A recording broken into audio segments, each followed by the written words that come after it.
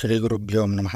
క్రోధీనామ సంవత్సరానికి సంబంధించి అంటే 2024 ఏప్రిల్ నుంచి 2025 ఏప్రిల్ వరకు ఈ సంవత్సర కాలానికి మేషరాశి వారికి ఏ విధంగా ఉంటుంది, ఏ విధమైనటువంటి జాగ్రత్తలు తీసుకోవాలి, ఏ గ్రహాలు అనుకూలిస్తున్నాయి, ఏ గ్రహాలు అనుకూలించట్లేదు అనేటువంటి విషయాలు పూర్తిగా తెలుసుకుందాం.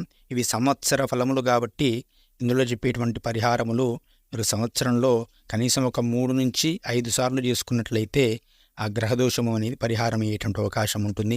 ముందుగా అశ్విని 4 పాదముల వారు, భరణి 4 పాదముల వారు, కృత్తిక మొదటి పాదం వారు మేషరాశికి చెందినవారై ఉంటారు. ఆ, ఈ, ఉ, ఏ, లీ, లు, లే, లో అనేటువంటి అక్షరములతో పేరు మొదలయ్యేవారు కూడా ఈ రాశికి చెంది ఉంటారు. ఈ రాశి స్త్రీ పురుషాదులను మనం పరిశీలించినట్లయితే భాగ్య వ్యయాధిపతి అయినటువంటి గురువు ధనస్థానంలో ఉన్నాడు. మీకు ధనస్థానంలో ఉండడం వలన అంటే ద్వితీయ స్థానంలో ఉండడం వలన, అదేవిధంగా శని 11వ ఇంట బలంగా ఉండడం వలన, రాహుకేతువులు వ్యయ షష్టములందు ఉన్నందువలన అన్ని విధములుగా ఏ రకమైనటువంటి జీవనము చేయవారికైనా సరే, మీరు ఉద్యోగం చేసినా, వ్యాపారం చేసినా, లేదా ఇంకొక బిజినెస్ లాంటివి ఏది చేసినా కూడా ఆదాయం పరంగా అయితే చాలా బాగుంటుంది. ఎందుకంటే ద్వితీయంలో గురువు ఉన్నట్లయితే ధనాకర్షణ అది విపరీతంగా ఉంటుంది. మీ వాక్కు అనేది చెల్లుబాటు అవ్వడం అనేది జరుగుతుంది. మీ కుటుంబంలో సంతోషము, కుటుంబ వృద్ధి, ధన వృద్ధి అనేది ఎక్కువగా జరుగుతూ ఉంటుంది. స్వల్పదేశ ప్రయాణాలు, దగ్గర ఉన్నటువంటి పుణ్యక్షేత్రాలను దర్శిస్తూ ఉంటారు. కుటుంబంలో చాలా ఆనందకరమైన వాతావరణం అనేది ఏర్పడేటువంటి అవకాశం ఉంటుంది. మీ యొక్క అమూల్య కార్యముల వల్ల విజయం అనేది లభిస్తుంది. అంటే మీరు చేసేటువంటి గొప్ప కార్యాలన్నీ కూడా విజయాన్ని ఇస్తాయి. వ్యవహారంలో నిపుణతను ప్రదర్శించగలుగుతారు. యోచనా శక్తి పెరుగుతుంది.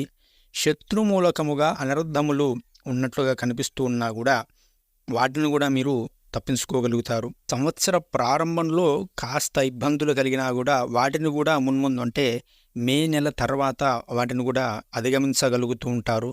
మొదటి నెల కాస్త అసంతృప్తిగా ఉంటుంది. మీ హోదా, గౌరవం కలిగినటువంటి వ్యక్తులతో పరిచయం కూడా కలిగేటువంటి అవకాశం ఉంటుంది. నూతన గృహాన్ని నిర్మించుకోవాలనుకునే వారికి గృహం ఏర్పడేటువంటి అవకాశం ఉంటుంది. గృహ జీవితం కూడా చాలా ఆనందకరంగా ఉంటుంది. ఏదో విధంగా మీకు చేతికి డబ్బు అనేది రావడం జరుగుతుంది. లోటుపాట్లు లేకుండా తలబెట్టినటువంటి శుభకార్యాలన్నీ కూడా పూర్తవుతూ ఉంటాయి.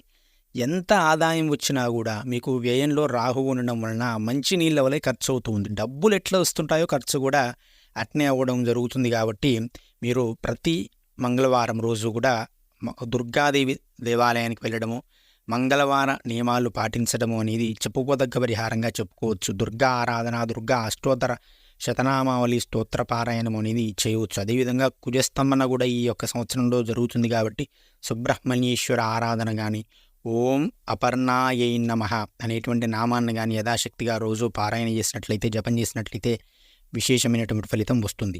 ఆరోగ్యపరంగా చూసినట్లయితే ఆరోగ్యం కూడా చాలా బాగుంటుంది. గతంలో ఉన్నటువంటి వ్యాధులు కూడా, ఇబ్బంది పెట్టినటువంటి వ్యాధులు కూడా తగ్గుతాయి.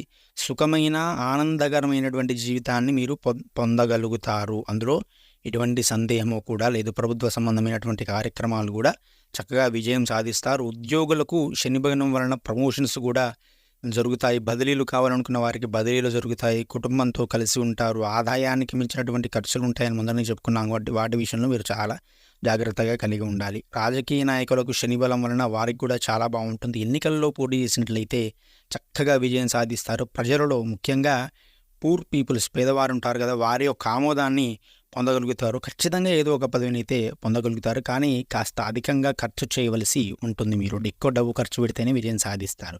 ఇక కళాకారులకు కూడా గురుబలం బాగుంది కాబట్టి ప్రజలలో మంచి పేరు వస్తుంది. ఇక వ్యాపారులకు చాలా అద్భుతమైనటువంటి కాలం అని చెప్పవచ్చు. ఆశించినటువంటి లాభములు కలుగుతాయి. నిర్మాణ రంగంలో ఉన్న వారికి ఇక తిరుగులేదు అని చెప్పవచ్చు. కిరాణా, హోటల్స్, చిరు వ్యాపారులకు కూడా మంచి విషయాలు. జాయింట్ వ్యాపారులకు, భాగస్వాములతో మంచి అవగాహన అనేది పెరిగేటువంటి అవకాశం ఉంటుంది. బంగారము, వెండి వ్యాపారులకు కూడా మంచి లాభాలు ఉంటాయి. విద్యార్థులకు గురుబలం ఉండడం వల్ల చదువుపై శ్రద్ధ పెరుగుతుంది. ఇతర వ్యాపకములు, చెడు స్నేహాలు అనేవి తొలగిపోతాయి. అవసరమైనటువంటి ఆలోచనలు చేయడం బంద్ చేస్తారు.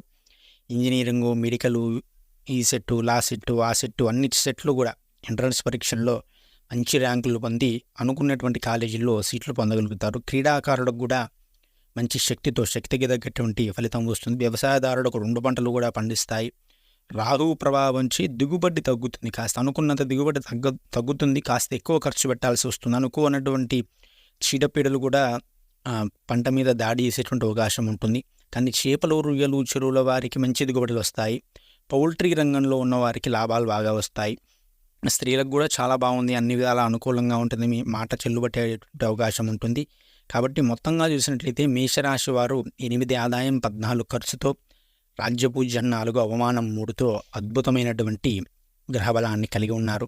మీరు ముఖ్యంగా మంగళవార నియమాన్ని, దుర్గా ఆరాధనను, సుబ్రహ్మణ్య స్తోత్ర శతనామావళి స్తోత్రమును పారాయణ చేసి వీలైనప్పుడు సంవత్సరం నెలకు ఒకసారి శివాలయంలో అభిషేకం చేయించుకున్నట్లయితే అద్భుతమైనటువంటి ఫలితములను, అద్భుతమైనటువంటి జీవితాన్ని మీరు ఈ సంవత్సరాన్ని గడుపుతారు. కాబట్టి ఆ విధంగా మీరు పరిహారాలను ఆచరించి మీ యొక్క జీవితాన్ని ఖర్చులకు విషయంలో కాస్త జాగ్రత్తను పాటిస్తూ మీ జీవితాన్ని ముందుకు తీసుకొని వెళ్ళండి.